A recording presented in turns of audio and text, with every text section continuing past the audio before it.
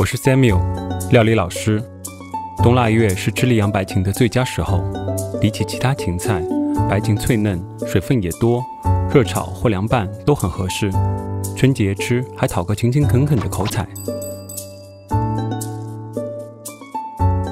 白芹肉丝炒豆干是栗阳当地最常见的做法。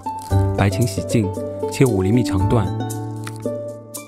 豆干切条，备用。肉丝加盐、料酒、淀粉抓匀，过一下热油，捞出。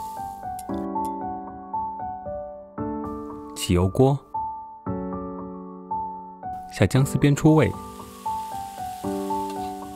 加白芹翻炒到半熟，再下豆干、肉丝翻炒，然后加一点红椒丝，撒上盐，大火炒匀，就可以出锅了。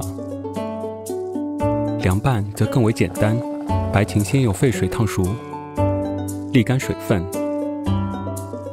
加盐、生抽、芝麻油拌匀，再点缀上一点香菜，清脆又爽口。白芹是江苏溧阳的特产，比起其他种类的芹菜，它的个头比较细长，香气没有那么冲，是比较温和的清香，非常舒服。它的生长原理跟白芦笋比较相似，它的茎和叶是埋在土里，所以没有经过光合作用。